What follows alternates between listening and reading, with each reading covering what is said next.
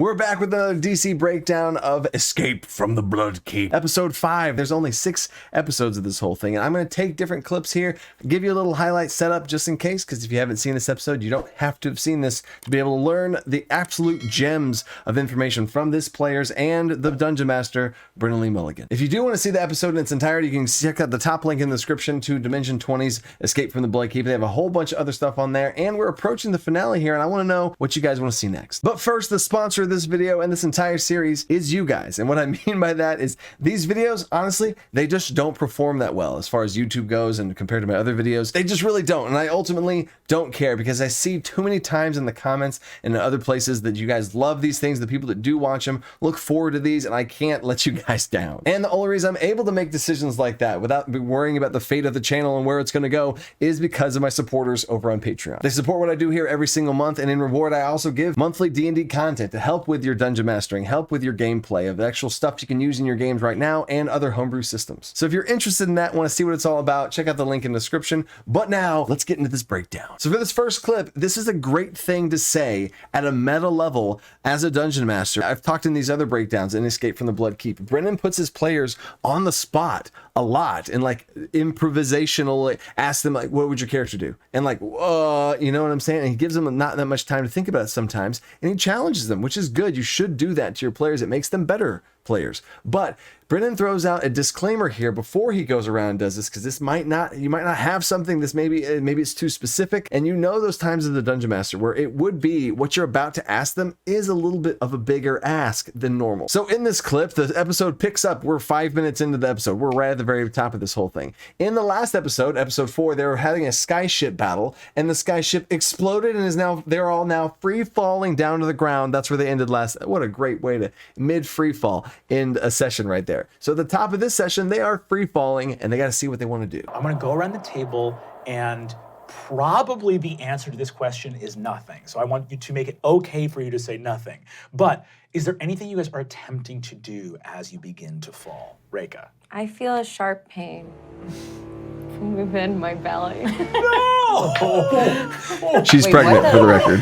Her character. I think I'm going into labor. Wait. Thank God. Things weren't traumatic enough. Yeah. You feel your fire break, and She's a demon. blast of fire. Wow. You said it was okay to do nothing? So there you go. I let that clip play a little bit longer than I originally planned because Reika threw a curveball in there as the first player that Brennan went to. But disclaimer, rewind back to the beginning. Brennan gave that disclaimer. It's okay to say nothing, and just giving that permission is a really good thing as a dungeon master to make people feel like they are, I'm dumb if I don't come up with something. I have to come up with something. It's okay, say nothing. No, yeah, I'm just falling, you know, and give them that freedom and acceptance to be able to do that sometimes if you're asking for something. And a great example of a player thinking on the feet, adding to it, and another reason why you want to ask these type of questions to your players is Reika says she's pregnant and she's going into labor. So her character has been pregnant this whole time in general. That's something that has been a thing. She's like about to have a demon baby, and now she's going into labor mid-fall. If Brennan hadn't have asked that question, what are you guys doing as you fall? This whole thing, that wouldn't have happened. And this whole, and where it turns into and goes from there is absolutely crazy. So yes, ask your players what they're doing, but if you feel like it's a bigger ask, make sure to clarify. It's okay if you guys don't say anything, or if you can't come up with anything, it's fine. But does anybody want to do something here as you're falling? Now for this next clip, buckle up, because we're doing an amazing gameplay move by Marcus here, the character. This is the swashbuckler type of character. He has an ability that lets him be able to tell something he makes an attack of, and he can teleport. He has some sort of fog cloud. He can teleport within a spot. He has a great idea of what he wants to do, but and if he does this, technically to the rules as written, I can make an attack as I'm falling, blah, blah, and the rules say it's fine for him to do, but that would be super lame if somebody just was like, oh, I say I do this thing. Oh, okay, cool, no check required. Yes, I will say sometimes not having your players make a check for something is absolutely amazing. I usually do that in like some sort of role play circumstance. If they say some things that, oh my gosh, wow, you remembered some lore, you remembered this, you said this thing, and you triggered somebody's thing. Oh, wow, that's great. You don't even have to make a roll for it if they go for it. Some crazy ideas, yeah. But around the table, everybody's falling, right? And then this super great idea got to come down to a check. So here's how Brennan runs it off. And I also would say, empowering dungeon masters out there, don't feel like you're like, oh, wow, you came up. Okay, well, I guess you're fine falling then. That's it's a really cool moment. And the player comes up with an amazing idea and you have to make some sort of check for it, and they both go, awesome, great, cool. speaking of debris, Marcus grabs a piece of debris as he floats through the air and readies his fog of war and waits till he gets 30 feet from the ground.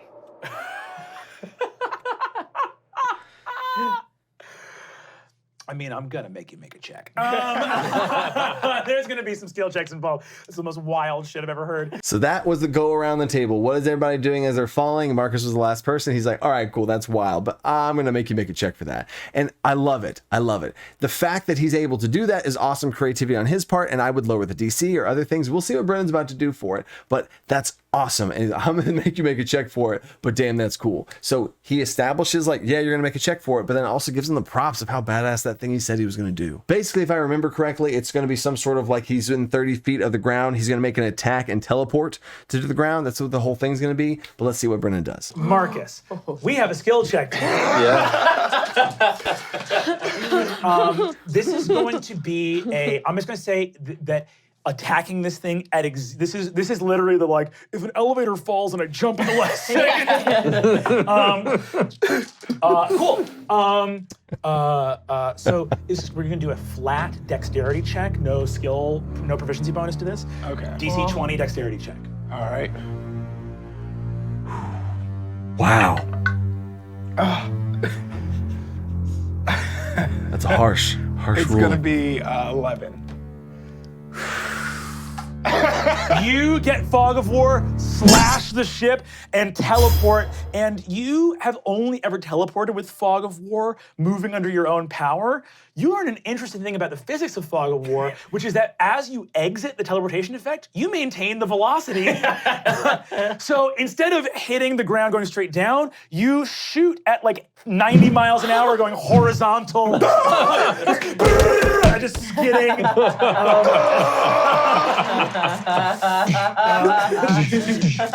Yeah, skipping like a stone on water. Here comes the dice damage. You take 61 points of damage.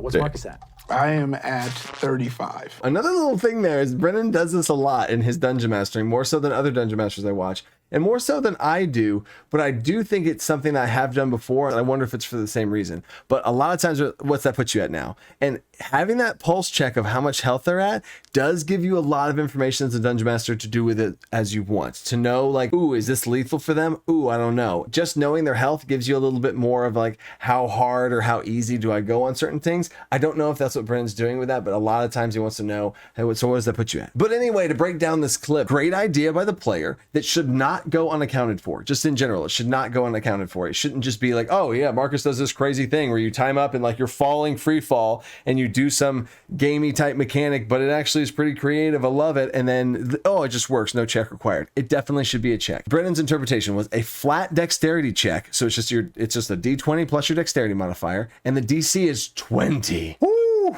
Man, right? Now, the things that I don't know is I don't know how hard Brennan wanted to be in this moment. I don't know how ruthless he wanted to be in that. If he wanted these players to be hurt and damaged and all that kind of stuff. If they're not going to get a rest, if they are going to get a rest, that really, a lot of that plays into how hard you're going to be in this moment. If they're about to have a long rest, then some of this might be irrelevant in the first place. But if they're about to have a combat and you want them to be kind of banged up and messed up, and that be something that you want to have, then yeah, set those DCs higher, be more strict on this. So in general, from what I would do, my personal interpretation, I paused the video, I didn't remember what his ruling was. I thought, what would I have asked in this exact moment right now? Brennan knows what the big picture is. He knows where they're going and all that kind of stuff. Like I just talked about the stakes of how intense this is. So in that regard, he has a bigger concept of what his goals are. But in this moment, I would have had it be make an attack roll, because that's technically what he's doing at this thing. And an attack roll is also going to add your proficiency bonus. So you're going to have a little bit more of a check. I would still have the DC be 20, but I feel like a DC of 20 and a flat dexterity check is a big, because if you think about it, his dexterity is probably a +5, so he has to roll a 15. So that's, essentially 70-ish% chance that he's not going to get it, only a 30% chance to succeed. Just the quick math on that, right? So I probably want a little bit more than that, especially for some super creative idea that he's got going on there. So then I would say make an attack roll. So the proficiency, they'd add another 4 or so, depending on what level they are, I forget. And that would be a little bit more, I think, rewarding for this awesome, cool idea that he had. But again, it's the how hard do you want to be? If it really speaks to you and they come up with something that's awesome, give them that proficiency bonus to it. Or you could say make a dexterity check with your proficiency bonus, because at the end of the day, you're just thinking about how much number do I want to be able to give this person to be able to accomplish this thing. And then to break down what happens after that is a very, very good explanation on Brennan's part. So that's kind of the Marcus facing thing I just talked about. But for Brennan, he set it up as this is kind of like the elevator thing. Like, you're in like giving a real life example to kind of deflate the seriousness, or to kind of put in perspective how hard this is. I don't mean to deflate it like it doesn't matter, but I'm saying like give context of where your head's at as a dungeon master as to how possible or not possible this is. Because if the player thinks like, oh, this is totally something I could just do with no roll required, you're not going to be on the same page. So Brennan's setting the tone with this elevator analogy is like, okay, yeah, this would be kind of hard, and it kind of gets everybody at the table in that head mind space of, oh, this kind of would be hard to do, right? And so then he makes the roll, gets an 11. Ouch. And then again, another thing that Brennan does here is set up why and explain why. It doesn't just say like, it's splat, you hit the ground, you weren't able to do it fast enough, right? The character was trying to time up the attack to do it, and he succeeded. He rolled an 11. The task he wanted to accomplish was to hit the thing at the right time. He did that. His character did that. His character did not mess up. But the overall big picture of the result was a failure. The 11 is a failure. His character succeeded, hit the thing, and then the teleport fog of war, it turns out Fog of War doesn't work how you thought it did. You maintain the momentum from the fall, and I don't know if that's how Brennan would have ruled that in the moment. Maybe if he had have rolled better, he would have changed what the physics of how Fog of War works. The beautiful thing is we don't have to establish that beforehand, and we can we can have some wiggle room here depending on how the roll goes. So Brennan describes him successfully hitting the thing, and then turns out the Fog of War, you shoot off sideways. Brilliant. I did not think of a solution of just like, and that created a funny thing. It was a great way of explaining this failure and giving it context and setting it up and then showing how it didn't really work out. But Marcus wasn't an idiot in the process. But he learned some cool stuff about how Fog of War works. Okay, I just watched this clip again before. I'm just talking about it now, and I just got chills from this whole thing. So, this clip, Matthew Mercer's character Leiland, this wraith-like entity of Deathwalker character, is falling, right? And he's having these thoughts, and I'm going to let Matt go into it himself. He's getting into Leiland's head as far as like all of the stuff that's going on. And then the interesting part here is he asks for a perception check. And in general, that's a huge no-no at my table. No, you don't ask me for checks out of nowhere. Just in general, that's a whole rant thing I could go on. But I usually have players describe what you're doing. Don't ask me about checks. Your character has no idea what a check is, right? You just describe what you're doing, and I'll ask you for the check that fits with what you're doing. Or maybe I don't ask you for a check. You know what I'm saying? So in general, my players know not to just be like, can I make this check? Like, oh, whoa, what? But I mean, this is Matthew Mercer, and him and Brennan have to have some mutual DM respect for one another. And if Matt was at my table and he said, can I make a perception check? I'd be like, oh, he's got something in store. He's planning something. What do you want to see here? And then just watch what happens. Also, one thing you need to know is there's a hamhead NPC character, this little halfling person that Leiland is trying to find. And it has eluded him at every turn. He's been a failure trying to find this NPC, and he just can't find him. And you're going to need to know who that is see what happens. What have I accomplished? As he's falling. Nothing. What reason is there to remain and endure? Can I roll a perception check? Yes, you can. Oh, never mind. At advantage. Oh, there you go. Yeah, Ooh, bad advantage. players helping each other. Natural 20. Oh! Do I happen to see a parachuting halfling? Oh my god. One last chance at vengeance. You do sense a parachuting halfling. So I love that moment, and I do feel like Matt also understands this thing is like you say what you do, but this moment, Matt's planning something. What's going on? What do you want to do here, right? And you even see kind of how I would do the same thing. And one of my other players at my table that's a very experienced player, and they make a roll and they just know it's going to be too low, right? It's initially, before the actual roll was said out loud, Matt's first roll, he goes, oh, never mind. In these little moments, I'd be like, okay. And we keep going with it, right? Especially in general, if I were to let them go make the check like this in the first place. But again, for Matt, I totally would. So that's kind of a you and your players thing at the table of if you establish that as a no or not. But in this moment, he rolls and he's like, oh, never mind. Never mind. I was going to look around for something, but I'm thinking right now. And that roll is almost letting the player act through their characters. Does the character notice something? I don't know. And I want to make this into a roll, because sometimes maybe he wants the roll to decide if he sees something or not, instead of him like saying first, I want to look around for Galfast Hamhead, and then he has to make some sort of check for it. So it's a really interesting flip, because I really wonder what that would have looked like if he had said, I want to look around for Galfast Hamhead. Do I see her anywhere? Right? This NPC he's been trying to get. And then Brennan would ask to make a perception check. And then what's that number? And in my head, I would think that DC would be a 15, right? Or something. Or maybe it depends on if Brennan wants him to be able to see it or not. And only a 10. You see somebody across. Who knows? These subtle things are some of my favorite moments to highlight. Next clip. We're talking life or death now. Leiland's character hit the ground and is unconscious now. -8 hit points. They are on the ground. Everybody's falling and all hitting the ground. Pum, pum, pum, falling damage. I have a whole video about falling damage and how I think all of the characters just would have died if you use that, because falling damage is not scary enough in general. But that's a whole nother rant. So anyway, Leiland's character is unconscious, made a death save, and rolled a natural 1 and failed 2 failures. He is 1 failure away from death. This is tension, y'all. This is exactly what we want here. Establishing tension. He is 1 death save away, and they say, oh. And these players are trying to save him. And now Brennan has to decide what's fair. Do I just, I have a solution. Okay, cool. Okay, and he's fine now. Oh, that feels bad. You want to, if you get a moment like this where a character's 1 away, this is a moment that you can turn into an even bigger moment. And Brennan's ruling on this is honestly exactly what I thought. I did the same thing. I always do this all the time whenever I watch live plays and stuff. And there's a big moment like this, I'll pause it and be like, what would I do? What would I do? And I think these moments, I would recommend for you to do the same thing. Make you a better dungeon master, because you can immediately see what I would have done and then what they would have done, and see if you like theirs better or your own better, because there is no correct answer. There's only what you would want to do as the ruling you make as a dungeon master. And in this situation, I totally see it. You want to introduce, in fact, I'll save my breakdown for this after you see the clip. Let's see what happens. I have a potion of greater healing. Will that bring him back, or do I have to do like a medicine check or something to sort of stabilize him first? No, you do not have to stabilize him first. You guys take an action. I'm trying to think about what is the most fair thing here. You fly down to the ground. Leiland's just made his death saving throw. How about this? Each of you, because Jeremy is the one that rolled the nat 20. Jeremy deserves the credit. Taking some tension out, making a joke. How about this? We'll do initiative. So you roll initiative, Okay. We'll just determine the order of that. Who's going first? Another death save if Leiland goes first, or you'll administer the potion before the next death saving throw. I typically take advantage on initiative. Do I do that here as well? You do have advantage on initiative. Okay. 12 plus 3, 15. 15. For you? 13. 13. You go first. You administer the potion. How many D4 is that? You feel a certain amount of hit points? Yeah, that Ooh. is. This is 4 See the vibe right here? Plus 4. And I See, there's not a big exciting moment? Leiland's helmet, open his mouth.